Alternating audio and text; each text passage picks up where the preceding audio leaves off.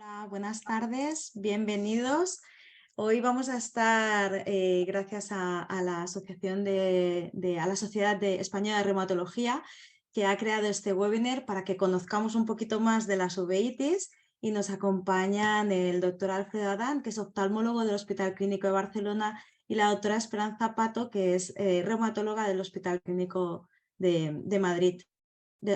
Sí, lo he dicho bien. Sí, Bienvenidos. gracias. Gracias por la invitación. Pues si os parece, hay tantas cosas de las que quiero hablar con vosotros y que quiero que aprendamos y conozcamos más de las uveitis, que si os parece vamos a empezar ya. Y me gustaría empezar por algo muy básico, que es ¿qué es la uveitis? Doctora Dan, le dejo la Sí, palabra. sí. Bueno, por decirlo simplificado, la uveitis es la inflamación de un tejido, de una estructura que hay dentro del ojo, que se llama la uvea. La uvea es una estructura que tiene una parte que se ha situado en una parte anterior, en la parte delante del ojo, y una parte en la parte más posterior del ojo, del globo ocular, que está en contacto con la retina. La uvea tiene la característica principal que es una estructura que está muy vascularizada, o sea, tiene muchos vasos. Y por eso es fácil que lleguen mediadores inflamatorios a través de la circulación a la uvea y al ojo, y también pues, agentes infecciosos. Esos mediadores inflamatorios ocasionan una inflamación de origen aparentemente mediado por la inmunidad, y las otras pues, de origen pues, ligado a un agente infeccioso. Y esa estructura pues, de alguna forma puede inflamarse tanto la parte más anterior y la parte más posterior conjuntamente, o solo inflamarse una u otra, ¿no? Las que afectan a la parte más anterior pues son menos graves, pero de alguna forma yo creo que ese es el punto clave, esa estructura que fundamentalmente hay que pensarlo, que es casi todo vasos sanguíneos, y que por lo tanto va a ser muy susceptible a que se produzcan estos fenómenos que he comentado. Porque has dicho que pueden ser infecciosas, ¿no? O mediadas por la inmunidad. ¿Cuál sería las causas de esta? Infecciosas es un bichito, ¿no? Digamos, una bacteria o un hongo o cualquiera uno de estos que causa esta infección, ¿no? Las que están las que son autoinmunes, ¿cuál es la causa? ¿Qué es lo que causa este fallo, ¿no? en nuestra inmunidad que nos produce esta enfermedad? ¿Es algo genético? ¿Es algo hereditario? Eso yo Pues creo que lo puede contestar la doctora Pato. Yo a lo mejor haré un pequeño comentario luego, pero sí que es importante saber que las infecciosas es importante diagnosticarlas bien porque tienen un tratamiento específico. Siempre uno de los problemas que hay es que se te pasa una uveitis infecciosa, ¿no? Dentro de las uveitis infecciosas hay como diversos tipos, diversos gérmenes, algunos más complejos de entender que otros, pero sí que es importante diagnosticarla porque tiene un tratamiento en general antibiótico. Y las medidas por la inmunidad, que ha comentado la doctora Pato, es otra historia totalmente diferente. estas que llamamos pues, mediadas por la inmunidad, como ha dicho el doctor Adam, son totalmente distintas. ¿Y cuál es la causa? Eso es lo que nos gustaría a nosotros saber. Lo que se produce es una alteración del sistema inmunitario que así se podríamos decir desencadena defensas, anticuerpos que reaccionan contra el propio ojo y entonces producen un cuadro de inflamación. Exactamente cuál es el punto que produce toda esta alteración inmunitaria lo desconocemos, ¿no? Posiblemente influyan muchos factores propios, ambientales, las propias defensas, a veces están relacionadas con cosas más del sistema, bueno, de la cosa genética, pero sí saber qué punto es el que desencadena la disregulación del sistema inmunitario no lo tenemos muy claro. Hay muchos agentes implicados, pero cuál es el inicio, no, la verdad que no lo sabemos. Lo que sí se produce es, lo que hace esto es al alterar el sistema inmunitario, se crean como anticuerpos, es como si fuera una infección, como si fuera una cosa, mecanismo de defensa, se crean anticuerpos que lo que atacan es a la propia uvea y producen un cuadro inflamatorio. O sea, son nuestros propios soldados que en vez de ir a Sí, atacar al enemigo, más o nos menos, identifican a nosotros como enemigos, ¿no? más o menos, más o menos. Y De todas maneras, yo creo que también es importante tener un concepto, y también complementario a lo que ha comentado la doctora Pato, que yo creo que de forma general, para que se produzca una uveitis mediada por la inmunidad, hace falta lo que se llama un trigger, un desencadenante, algo que muchas veces, la mayoría de veces no sabemos qué es, una predisposición inmunogenética a desarrollar esa respuesta inmune que ha comentado la doctora Pato, y eso lo hemos estudiado y se ha visto, y hay bastantes estudios sobre lo que se llama polimorfismos en los genes. La diferencia entre el polimorfismo y la mutación es que un polimorfismo en un gen hace de que tú tengas predisposición a tener una enfermedad, no que la vayas a tener. Pero estás predispuesto, bajo otras cosas, a desarrollar esa enfermedad. Si tienes una mutación, muta y hay una enfermedad. Y esa agente inicial y esa predisposición desarrolla la respuesta inmune que ha comentado la doctora Pato y se produce afectación a nivel ocular. De toda esa cadena hay cosas que vamos sabiendo y hay cosas que no. Sabemos algún trigger que podemos pensar que hay, pero que son muy variables. Hemos estudiado bastantes genes que pueden predisponer. Y respecto a la respuesta inmune, hay muchas cosas que se han hecho, pero en modelos animales. En animales de experimentación que se les induce una uveitis y se estudian cosas, ¿no? Pero poco en humanos porque realmente el ojo es poco accesible a hacer estudios estudios de tejidos del ojo, y luego porque la sangre en general también a veces no nos da mucha información de todo esto que está ocurriendo. que haya esa predisposición genética no quiere decir que la uveitis sea hereditable. Hereditable. Hereditaria. Hereditaria. En principio no. Hombre, hay un tipo de inflamación ocular que se relaciona con una cosa, con parte de la genética, que es lo que les decimos el B27, que ahí sí que hay una tendencia, si se ve que la gente que es B27 y tiene uveitis tiene tendencia más a recurrir, y ahí sí que se ve que hay una cierta tendencia, pero no todo el que tiene B27 quiere decir que vaya a desarrollar una uveitis. Esa es la parte que todavía no sabemos cuál es el escopetazo que desencadena todo esto, ¿no? O sea, puede haber una tendencia a tenerlo, pero ¿qué lo desencadena? Como ha dicho, pues hay factores genéticos, posiblemente ambientales, o, por ejemplo, el tabaco. O sea, cada vez se ve que hay relación con esto, pero todavía, aunque hemos avanzado mucho, todavía hay mucho por investigar. Pero como dice el doctor Adán, es difícil los estudios, muy difícil los estudios en humanos. Aunque cada vez con el desarrollo de la medicina estamos desarrollando en muy poco tiempo, ha habido un gran desarrollo, un gran avance.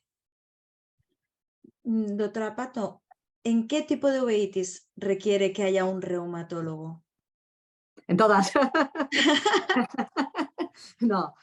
El otro día lo comentábamos en el curso de inflamación ocular que han hecho, me llama la atención, en un sitio de Estados Unidos, en Detroit, un grupo ha comparado una unidad en donde no había reumatólogo y en una unidad en donde sí que había.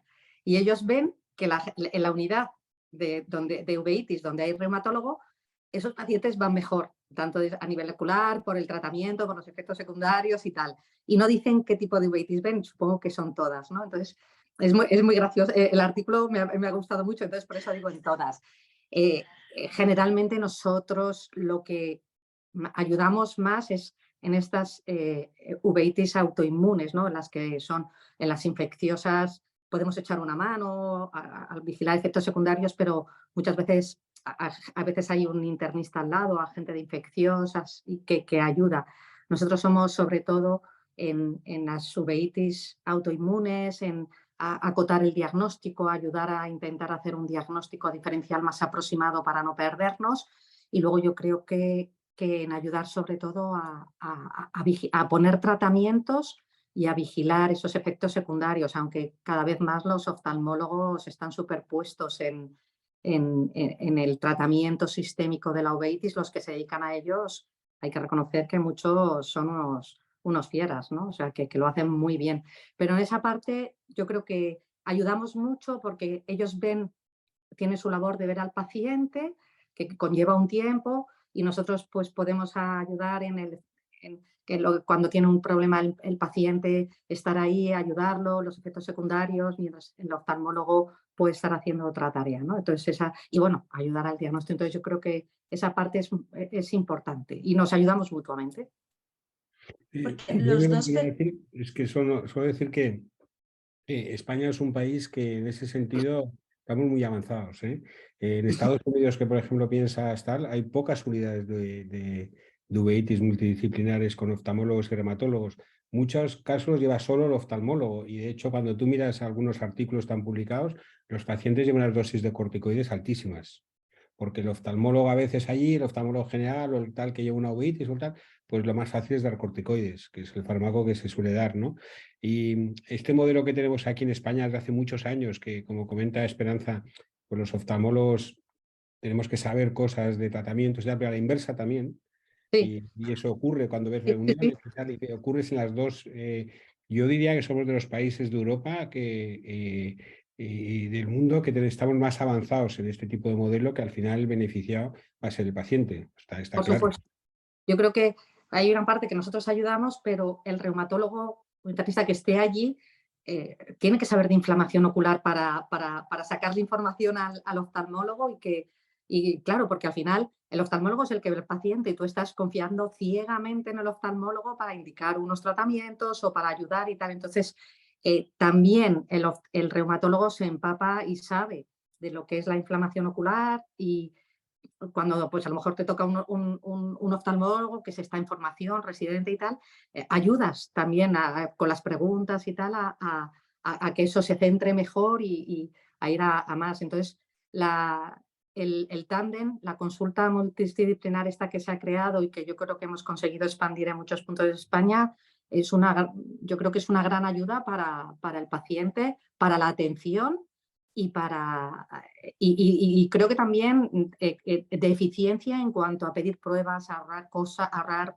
pruebas y orientar bien al paciente para que no haya problemas. O sea, que creo que es un tándem muy bueno. Porque cuando habláis de equipo multidisciplinar, entiendo que multidisciplinar quiere decir que un paciente tiene que ser seguido por más de un especialista, que sería el caso de muchísimas uveitis. Pero también se especifica equipo multidisciplinar cuando estáis trabajando a la vez puerta con puerta o en la misma consulta. ¿O pueden haber equipos multidisciplinares que no trabajen de esta manera? Y si no es de esta manera, deberían hacerlo de la manera que comentamos, de la manera que trabajáis, por ejemplo, en vuestros hospitales, y qué ventajas y desventajas tiene para el paciente y para el profesional estos equipos que no trabajan al unísono, o sea, que no trabajan a la vez.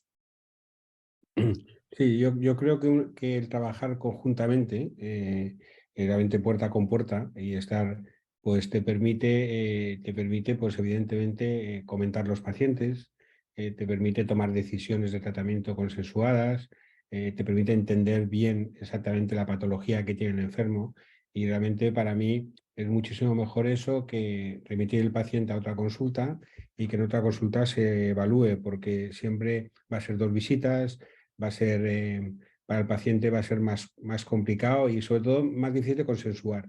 El tema es, ¿y por qué no se hace en todos los hospitales eso, no? Pues no se hace eso por un problema de estructura a veces física y muchas veces de voluntad de los servicios, de los hospitales, de saber que esa es la forma buena de trabajar, ¿no? Eso es lo que se llama la excelencia, ¿no? Y tenemos que siempre ir hacia la excelencia, ¿no? Yo personalmente creo que para mí es un avance grandísimo porque te permite realmente discutir y te permite buscar en el mismo día la mejor opción para el paciente. No sé si Esperanza está de acuerdo conmigo también. Y que no se perderá información, supongo, tampoco por el Claro. camino, ¿no?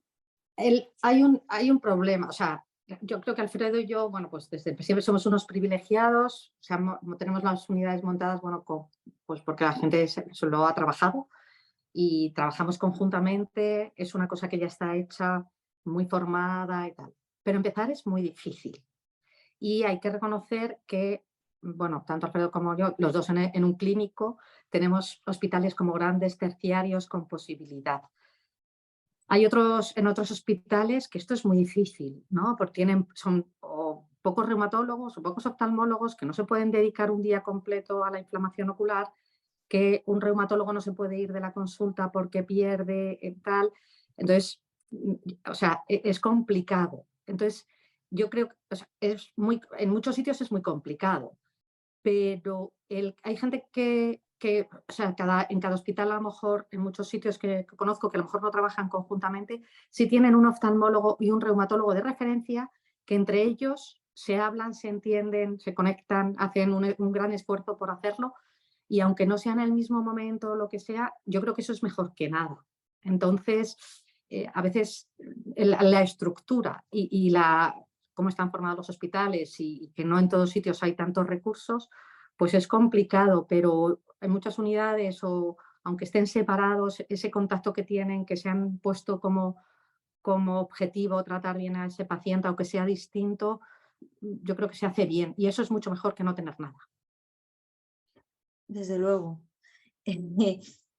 Dentro de las pruebas diagnósticas que tenéis que hacer, ¿están todas unificadas? ¿Oftalmólogo pide una, reumatólogo pide otras? ¿Entráis a veces en conflicto de pruebas? No creo, ¿no? Pero ¿soléis siempre pedir las mismas? ¿Todo va a depender de qué es lo que se haya visto? ¿Hay alguna batería de pruebas que sean básicas y se hagan siempre, sí o sí?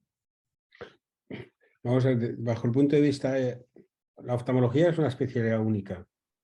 No hay otra especialidad igual que la oftalmología, que tú en la consulta hagas pruebas en ese mismo momento y tú decidas. No hay otra, no hay otra.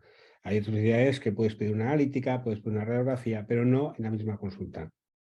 Entonces, la ventaja que hay ahora es que el oftalmólogo pueda acceder, porque dentro de esa unidad multidisciplinar, en el caso nuestro hay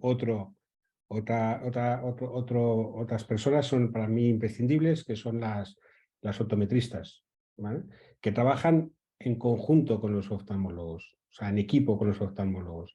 Y el acceso a la imagen es clave para... Yo creo que una reumatóloga o un reumatólogo tampoco va a decir a este paciente hay que pedir esta prueba de imagen o esta otra, ¿no? Y yo tampoco voy a... el tema de los exámenes de laboratorio radiológicos son parte del reumatólogo, pero yo los puedo conocer, yo puedo sugerir también, oye, este paciente tiene, por ejemplo, esta enfermedad, ¿qué te parece solicitar esto, lo otro? Y a la inversa, a lo mejor el reumatólogo dice, oye, enséñame esta prueba, esta OCT, a ver qué hay, ¿no? Pero yo creo que partes de esto, ¿no? Yo creo que en esta unidad multidisciplinar vamos a ir teniendo diferentes actores, ¿no? Para buscar la excelencia, ¿no?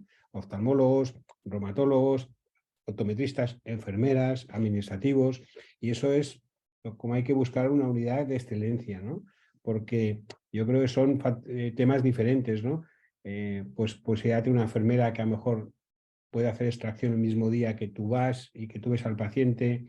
Yo creo que hay muchas cosas que funcionan, pero yo creo que son roles que son diferentes, pero que evidentemente se complementan. Nosotros las peticiones las hacemos conjuntas en general. Se ve al paciente y se decide.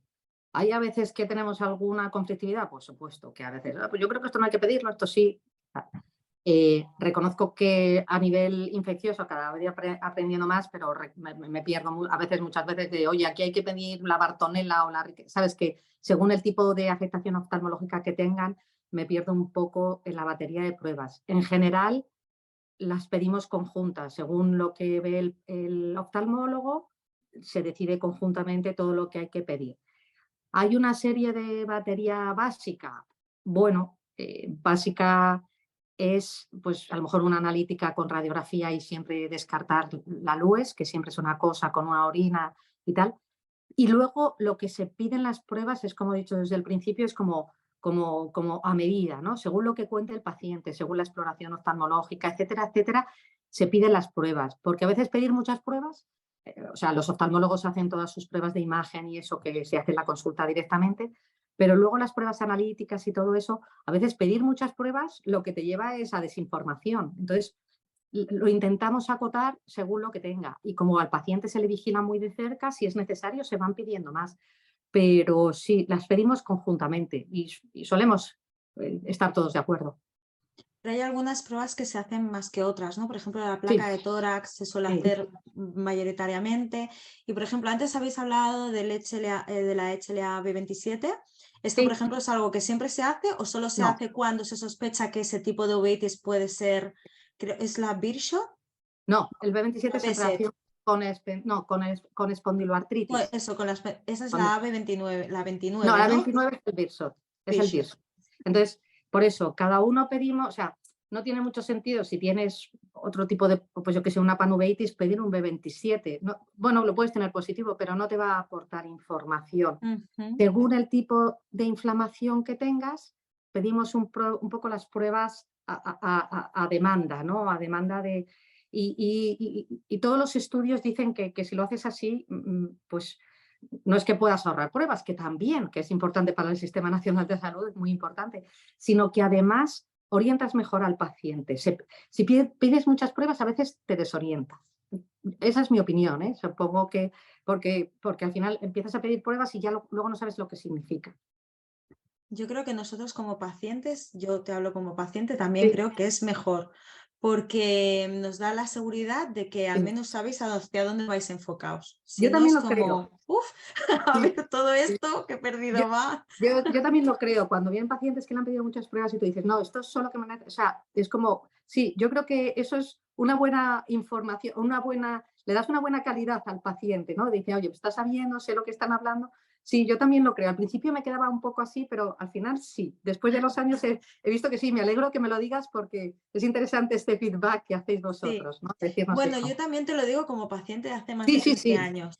sí. Los nuevos pacientes, ante una enfermedad que hay tan poca información, donde hay socialmente es tan difícil y emocionalmente es tan difícil, necesitaríamos 200.000, pero que no nos sirven absolutamente para nada. Es simplemente esa necesidad de que con la uveitis es muy difícil tener una respuesta, o al menos tener la respuesta que estamos esperando, ¿no?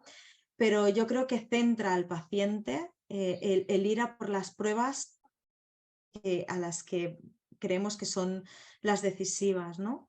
Porque dentro de las enfermedades inmunomediadas están las que son puramente oftalmológicas, están las que están inclasificadas, que son estas las que nos tienen más locos a los pacientes, es decir, tengo uveitis pero no sé qué, y luego tenemos las que están asociadas a otras enfermedades autoinmunes. Sí, así ¿Cómo es. funcionan estas que están, hay una enfermedad primaria o secundaria o simplemente es que una va con la otra o no tiene por qué ir siempre de la mano? Eh, la uveitis es un signo, un síntoma que acompaña a muchísimas enfermedades autoinmunes. Igual que hay infecciosas, hay uveitis por herpes o uveitis por toxoplasma, pues hay uveitis asociadas a enfermedades inmunológicas, espondiloartritis, enfermedad de Behçet, enfermedades propiamente del ojo, pues el Birdshot que has comentado, etc. Esto pasa que a veces la uveitis puede ser el primer síntoma de una enfermedad autoinmune y a partir de la uveitis diagnosticas algo que tenía el paciente y que no se había diagnosticado. O en el seno de la enfermedad tiene un brote de inflamación ocular. Hay veces que quiere decir que porque tengas, o sea, hay enfermos que, por ejemplo, de las espondiloartritis, en principio es un enfermo que está súper bien controlado, que no tiene ninguna actividad y hace un brote de inflamación ocular. ¿Eso quiere decir que la espondilitis esté activa? Bueno, está activa a nivel del ojo, pero a lo mejor a nivel articular no. O sea, que a veces no se acompaña siempre el brote. O sea, claro que sí, tú dices, hay más actividad de la enfermedad y le tienes que poner más tratamiento. Pero eso pasa, ¿no? Que dices, uy, tengo este enfermo inactivo y puede tener, o sea, a nivel articular o a nivel inmunomediado, o yo qué sé, los Behçet están bien a otros niveles y de repente y siguen teniendo mucha inflamación a nivel ocular. Da igual, eso es una manifestación más y lo tienes que tratar, ¿vale? Pero no quiere decir que todo se ponga a la vez inflamado. Pero sí se acompañan y muchas veces lo más importante de las unidades de uveitis es que la uveitis nos lleva a diagnosticar algunas enfermedades que había por debajo. Eso es muy interesante para los reumatólogos. Sí, yo creo que el paciente con uveitis generalmente está muy angustiado y muy preocupado por una pregunta que siempre hacen es ¿esto por qué se ha producido? ¿De qué viene esto? Y esa es una pregunta redundante, ¿no? Que todos los pacientes lo hacen, ¿no? Y un poco en la línea que tú comentabas, pues hay 3 grandes grupos de pacientes que eso a veces tampoco en la clínica y incluso los propios oftalmólogos muchas veces no lo explicamos bien, ni entre nosotros, ¿eh? Hay un grupo de pacientes en los cuales tienen en las causas que no se deben a infección, ¿eh? Hay un grupo de pacientes que tienen una enfermedad ocular de base inmune que se asocia a una enfermedad general. La mayoría de estas enfermedades sistémicas, de enfermedades de base inmune sistémicas, tampoco sabemos por qué se producen, ¿eh?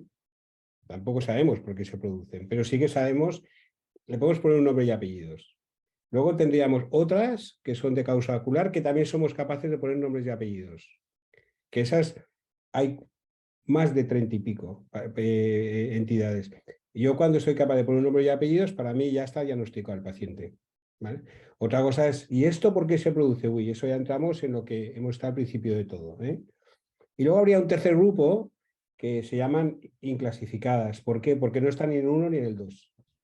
Pero hay un término que utilizamos que hacen los propios oftalmólogos que para mí no es el adecuado, que es idiopática. Idiopática es cuando no sabes la causa, pero es que la causa no la sabes prácticamente de ninguna.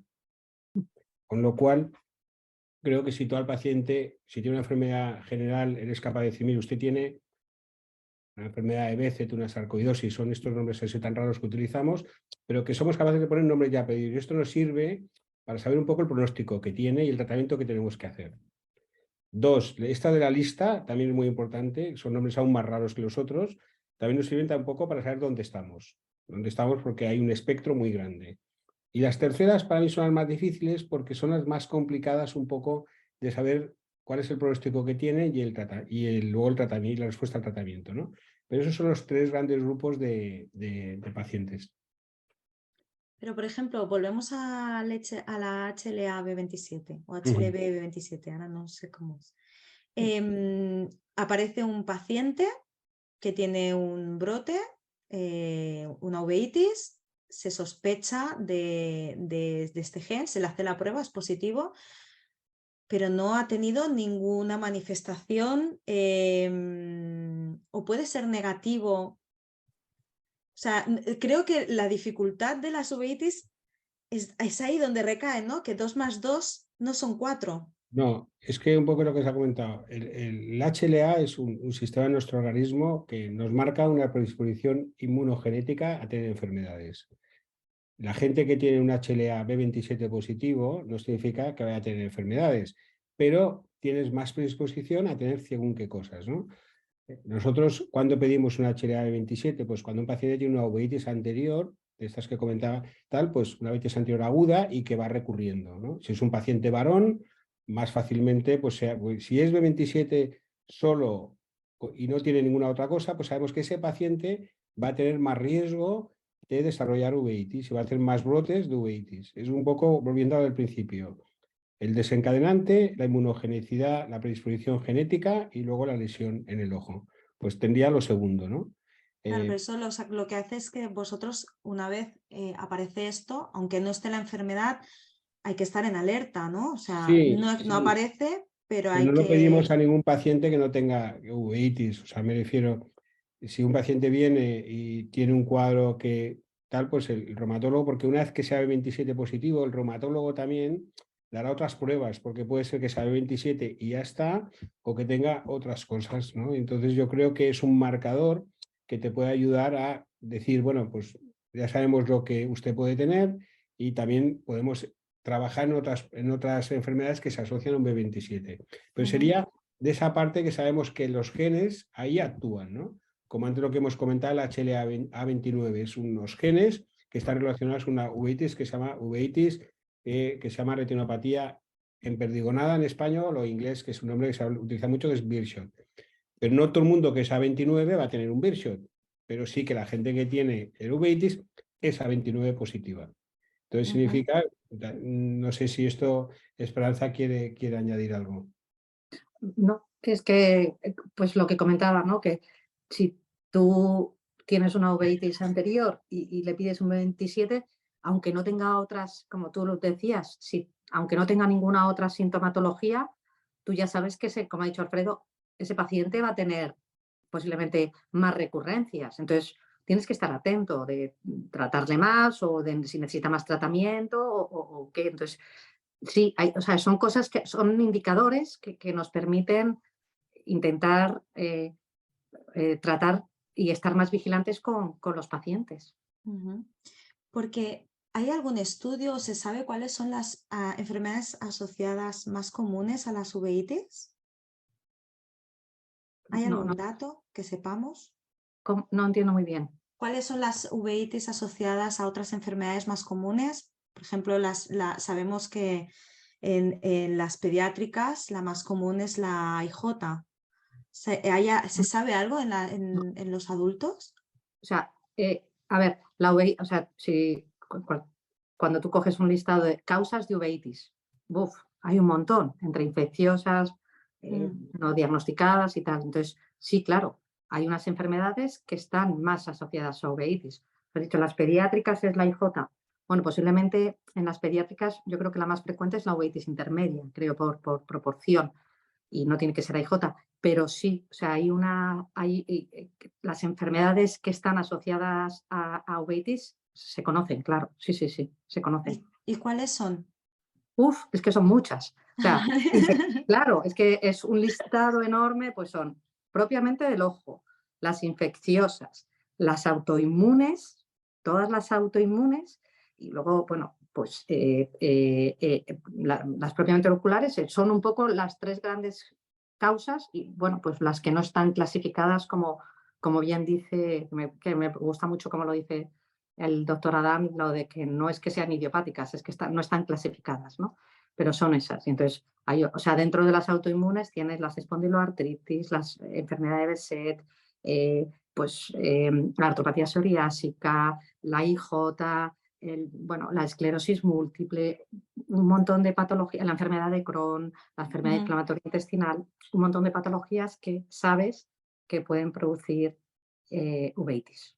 No, y ahí es donde es más importante el papel del reumatólogo, por lo que antes hemos comentado. Hay pacientes que una uveitis puede ser el primer síntoma de una enfermedad. El primer signo de una enfermedad. Por ejemplo, un paciente con espondilitis puede debutar con una uveitis y no es que no se ha dado cuenta de lo que tenía, no le ha prestado atención al dolor de espalda que tenía por la mañana cuando se levantaba y tal. Entonces ahí es cuando el oftalmólogo, trabajando con el reumatólogo, puedes pensar, hombre, un paciente varón, joven, que tiene uveitis anterior aguda, pues ese paciente hay que estudiarlo específicamente y mirar B27 y ver si tiene una espondilitis, ¿no? Yo creo que ahí es donde viene también el trabajo. Hay muchas enfermedades y ahí sí que es clave la evaluación sistémica del enfermo. Sistémica significa de todo el cuerpo y ver exactamente ahí donde puede tener alguna asociación. Pero si yo ya veo un enfermo que tiene una uveitis, que es de una de estas que veo que son de causa puramente ocular, pues tampoco hay que marear al enfermo, tampoco hay que hacerle 1000 pruebas, porque por 1000 o 1200 que le hagamos, no va a haber ningún dato de enfermedad general asociada que nos vaya a ayudar. Totalmente de acuerdo con el doctorado. Totalmente. Al hilo de esto, yo, por ejemplo, a la asociación pues intentamos ver ensayos, estudios, y veo que hay mucha disparidad, ¿no? Porque, por ejemplo, a mí me han llegado estudios de que la uveitis pediátrica más común, siendo hasta el 80% de los casos de uveitis pediátricas, son de AIJ. Y, por ejemplo, también me han llegado que la que tiene las uveitis asociadas a otras enfermedades autoinmunes, la más común es la Behçet. Entonces, yo lanzo aquí una...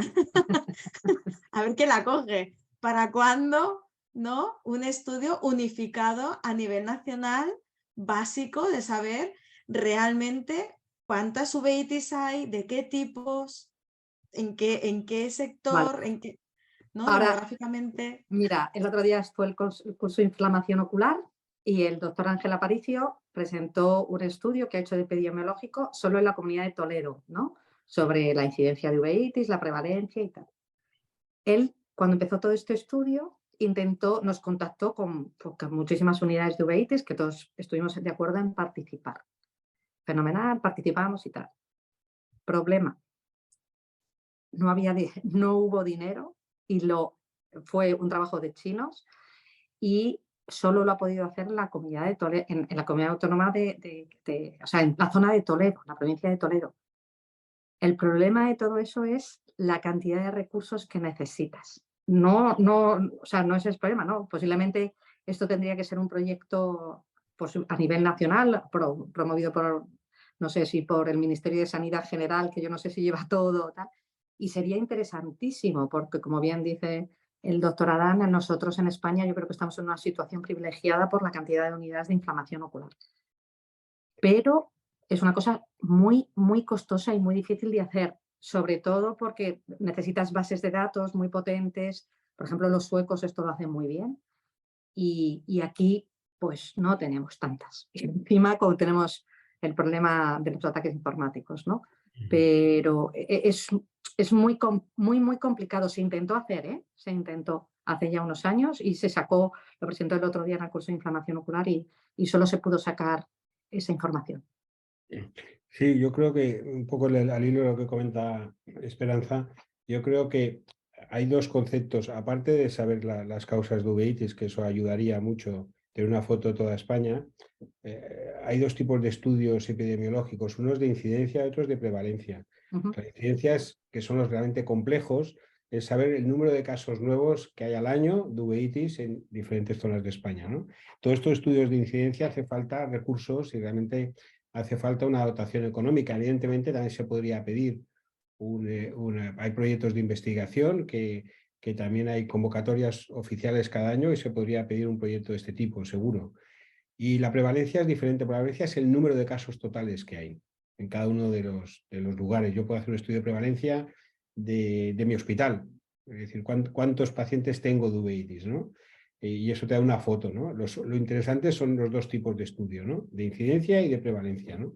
Y eso yo creo que es un reto que tenemos y yo creo que realmente pues es algo que desde probablemente las sociedades científicas y desde fondos de investigación creo que se podría hacer. Hay que involucrar ahí a epidemiólogos, hay que involucrar a estadísticos, pero creo que podría ser muy interesante. Hay pocas cosas en el mundo, hay sitios, pero en Estados Unidos, por ejemplo, hay muy pocos estudios de ese tipo. Y también, entonces yo creo que sí, sería muy interesante. El estudio que hizo, o sea, el que ha sacado el doctor, sí, pero es de prevalencia y fue para ver toda la prevalencia en población general. Y ha sido un estudio que ha costado Dios y ayuda y consiguiendo bases de datos de enfermos privados y tal, ayudando a medicina privada.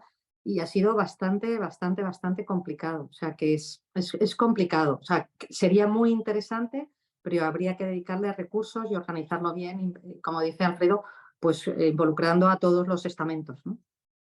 Pero no es imposible. También antes de no, imposible no. No hay nada imposible. Yo creo que es una No, cuestión de coordinarse y de intentarlo, sí. y sobre todo, pues cada año hay una convocatoria de Instituto Carlos III, que hay proyectos que se pueden presentar proyectos de investigación y esto sería una idea. Para presentarlo tendría que ser multicéntrico, tiene que haber varios centros que participen, es un tema interesante, ¿no? Y también al hilo de esto, lo comentabas anteriormente, las uveitis pediátricas, sí que realmente las dos más frecuentes de causa no infecciosa sería la IJ y la uveitis intermedia. ¿Cuál es más frecuente de las dos? Quizá dependa del centro y dependa del tipo de paciente, pero las dos son frecuentes, ¿eh? Y las dos tienen una característica que el ojo está blanco, con lo cual no es que el ojo se ponga rojo en general y los niños y las niñas no dicen que ven mal. Entonces, cuando van al oftalmólogo, la enfermedad ha avanzado. En el caso de la IJ hay lo que se llama sistemas de screening, que se miran a las niñas cuando se ha diagnosticado la articulación para verles el ojo, pero el caso de la uveitis intermedia no es así. Son pacientes que van viendo mal, no dicen que ven mal y cuando los ves está la enfermedad avanzada, ¿no? Y yo creo que ese es un tema muy importante. Las uveitis pediátricas requieren realmente un estudio muy pormenorizado. Hace falta muchas veces reumatólogos pediátricos, y yo hasta lo que sé en España no sé si hay muchos reumatólogos pediátricos muchos hospitales tienen pediatría, otros no. Y yo creo que es un tipo de patología que realmente es una patología compleja y ya no solo son los niños, las niñas, las familias. Las familias. Pero cuando tienes un niño o una niña con uveitis, no es la familia entera, que vive en la angustia de una enfermedad del niño o la niña pequeñita que va a durar tiempo y que quiere saber, y que creo que ahí es un problema de magnitud. Ujú. Nosotros desde la asociación siempre es algo que estamos intentando enfocar, porque si ya somos conscientes de lo difícil que es como adulto tener esta enfermedad, que es tan difícil incluso para entender para nosotros mismos, los niños más pequeños o no tan pequeños, y sobre todo las familias, los padres, las madres, creo que deberían de tener un trato, ¿no?, un poco más cuidado, ¿no? Voy a pasar, ya tenemos los tipos, cuáles son las pruebas, tenemos un diagnóstico, cuál viene el tratamiento, y sobre todo os voy a preguntar una pregunta de todos los tratamientos que me vais a dar, una pregunta muy recurrente que nos llega a las asociaciones: ¿por qué los biológicos no son la primera diana terapéutica? ¿Por qué no empezamos? ¿Por qué no me lo ponen ya el biológico? Hombre, es que eso es una pregunta, claro. Es que El problema así. es, no, ya, es un problema así porque es que muchas uveitis no requieren de tratamiento biológico. Es que es según el tipo de inflamación que tengas, vas a requerir un tratamiento u otro. Entonces, yo entiendo que todo el mundo, los biológicos y de la primera elección se están poniendo mucho, pero cuando está indicado, porque los tratamientos biológicos, eh, bueno, pues no son gratis en cuanto a efectos secundarios y Esto producen me un... encanta que lo digas, porque en- mucha gente se cree que no. no, no. La morbilidad, o sea, la morbilidad son todo lo que conlleva los efectos secundarios de los agentes biológicos y tienen muchísimos efectos secundarios y que pueden ser graves. Y bueno, ahora como con la pandemia hemos visto cómo algunos agentes biológicos que utilizamos en reumatología, con el COVID ha habido un problema. No todos, pero algunos sí. Entonces, con las infecciones, con la tuberculosis y tal, ya no es por precio, que muchos fármacos de estos ya han bajado mucho de precio y no es eso. El problema es que hay que indicarlos cuando estén indicados. O sea, los biológicos no curan todo, están indicados en determinadas afectaciones de la uveitis, no siempre.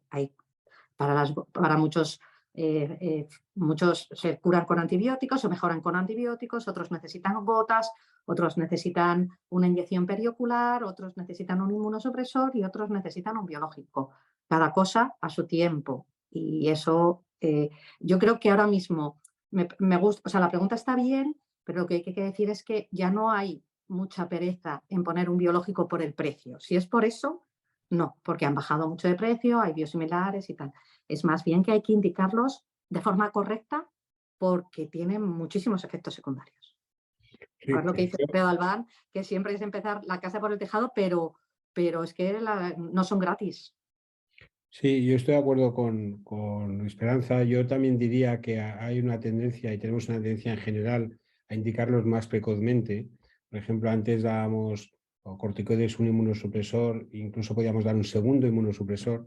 Realmente ahora, cuando con un inmunosupresor no va bien, pues la tendencia que tenemos es pasar a biológicos. Pero ahí un poco estoy de acuerdo con ella, y hay dos cosas que quería comentar.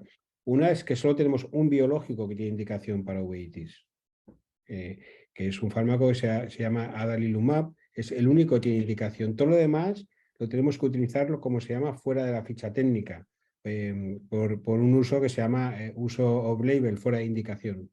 Pero eso también es una limitación a veces, porque hace falta solicitar permisos y también ver la evidencia que hay de ese tratamiento, ¿no? Y por lo tanto, ahí también es una limitación, ¿no?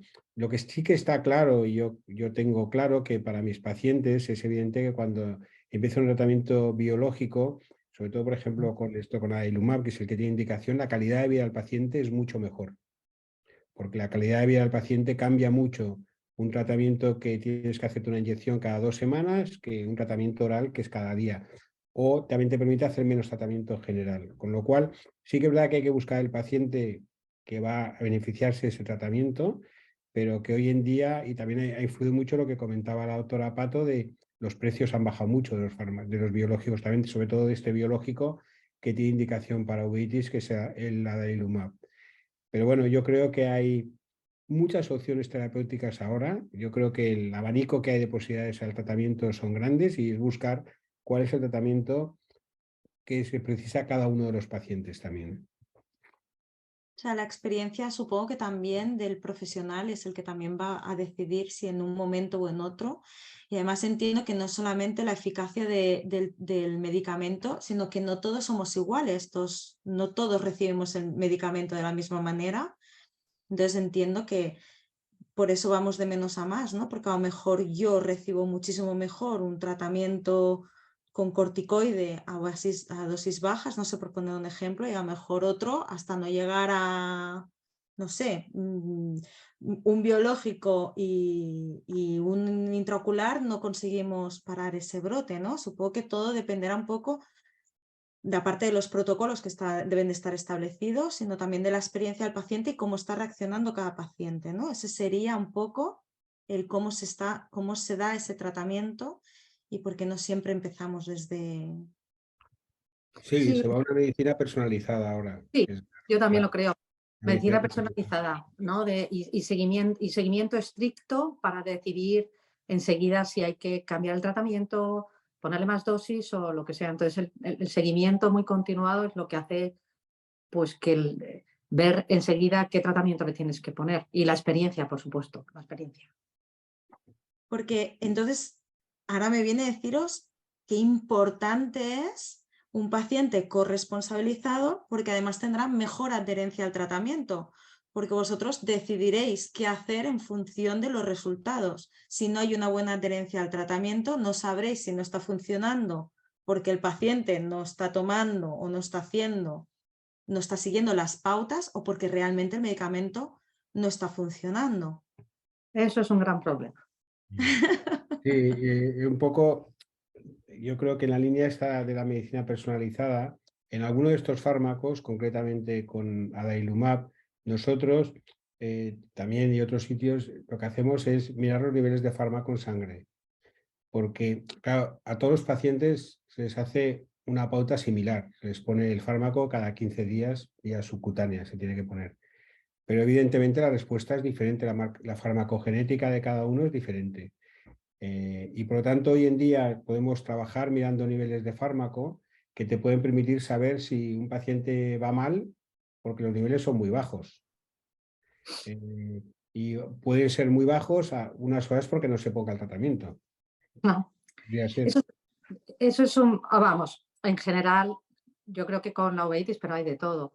Pero siempre nos pasa que la adherencia al tratamiento, hay mucha gente que te dice no, no viene, no viene, no viene. Y a mí me ha pasado que ahora como tenemos los sistemas informáticos y no, que no mejoro, no mejoro, y resulta que vas a mirar en la farmacia y no ha recogido el tratamiento desde hace 6 meses, ¿no?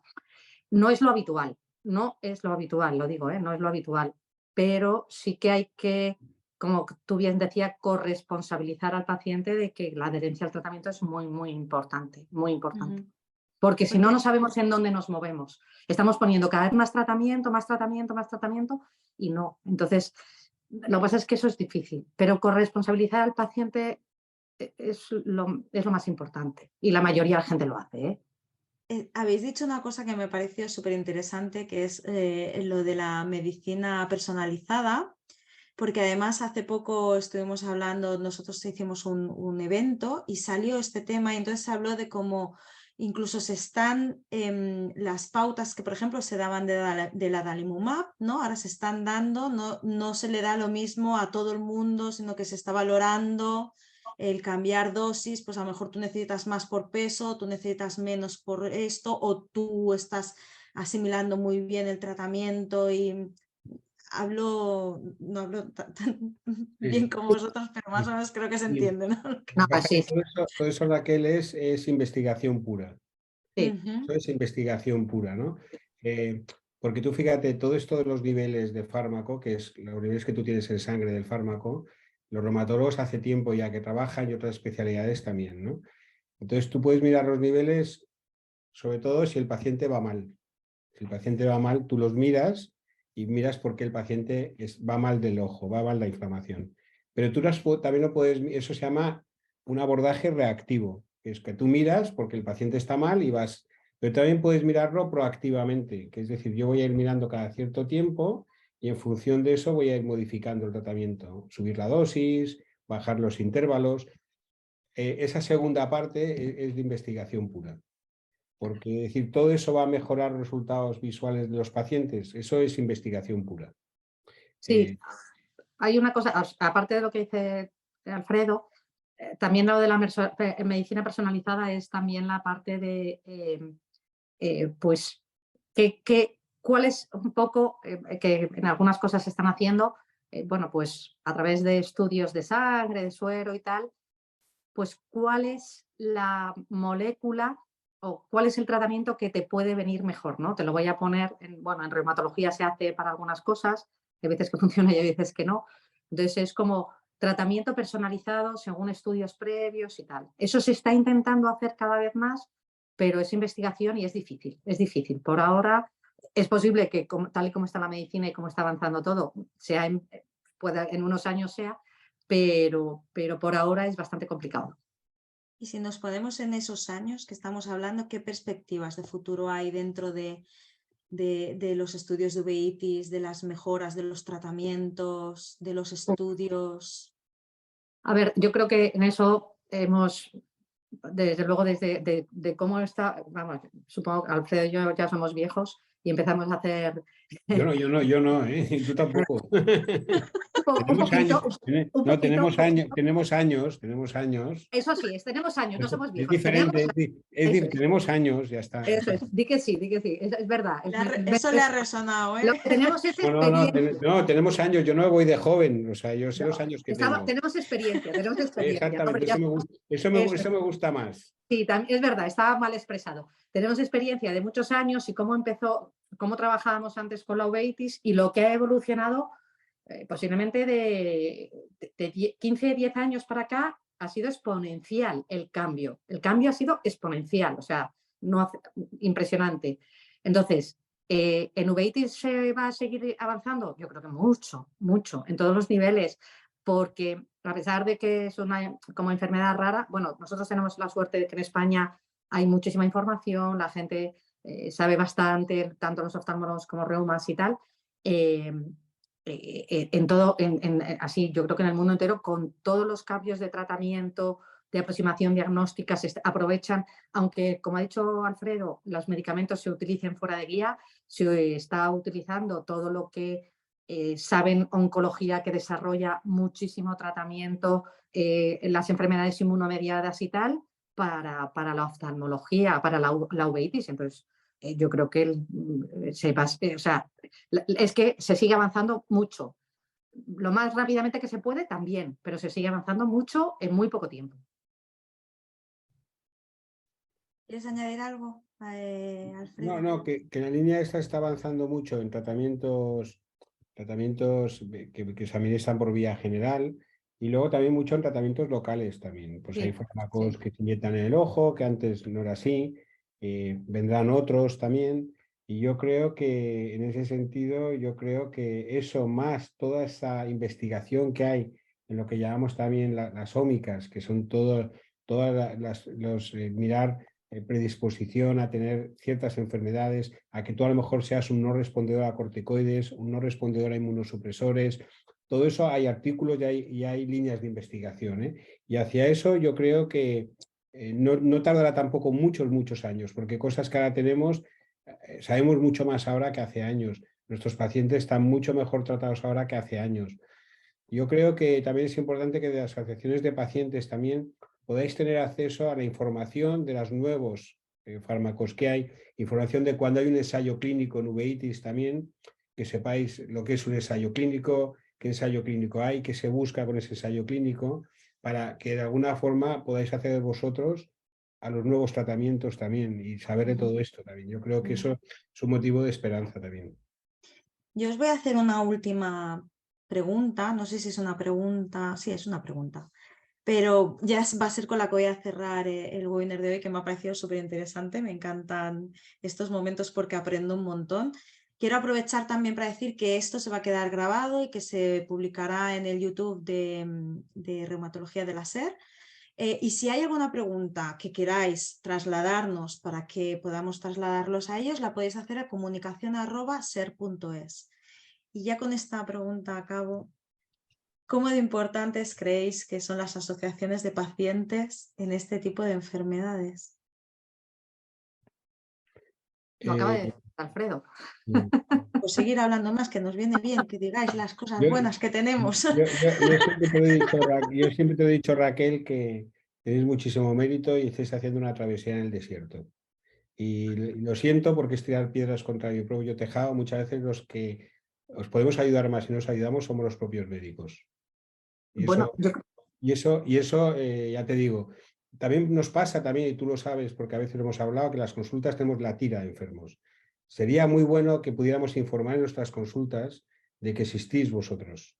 Y muchas veces nos falta tiempo y también para que a los pacientes, porque muchos pacientes se apuntarían a la asociación, porque muchos pacientes que tienen uveitis quieren saber de su enfermedad, les iría bien yo que hablar con otros pacientes, pero muchas veces somos los propios médicos que no dedicamos el tiempo que hay que dedicar a este tipo de asociación, que vosotros, pues yo creo que estáis haciendo mucho, sois gente que estáis preocupados por la enfermedad y yo creo que os deberían ayudar las instituciones gubernamentales a todos los niveles y también los propios profesionales que trabajamos en los pacientes con uveitis.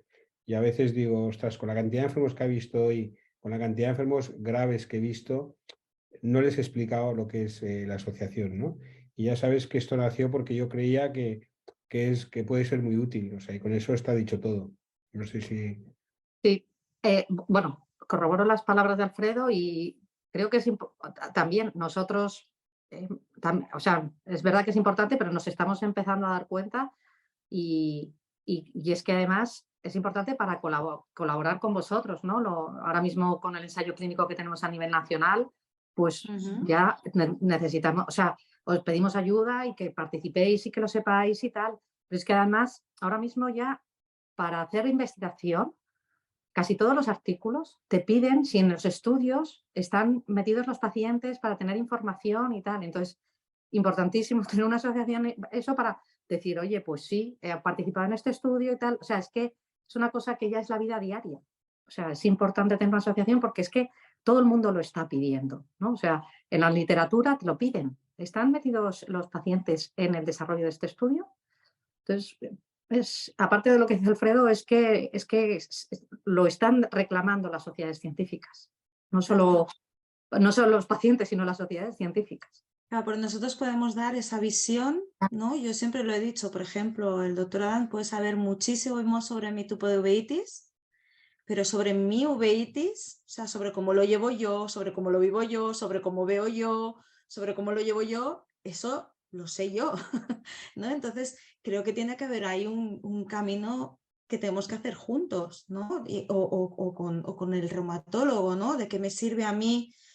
Sí, es que es un camino donde vamos a llegar, a donde tengamos que llegar, vamos a llegar juntos. No voy a llegar yo separada, no, vamos a llegar juntos. Entonces, me hace muy feliz que tengáis esta visión y que realmente veáis la importancia de que un paciente que esté informado, que se sienta acompañado, que toda esa carga emocional, no solamente física, no veo bien, los medicamentos me están dando este efecto secundario, el otro, qué tengo que hacer cuando me tengo que ir a urgencias, qué tengo que hacer cuando, ¿no? Pues toda esa información, ese soporte lo hacemos nosotros y agradezco muchísimo que veáis también ese lado de todo nuestro para qué, ¿no? Que nadie vuelva a pasar nada así como hemos pasado a muchos pacientes de encontrarnos solos y de no saber dónde encontrar la información. Pues muchísimas gracias, de verdad, una vez más por poder contar con toda vuestra sabiduría y vuestro tiempo para poder que la gente sepa y conozca un poquito más de las uveitis.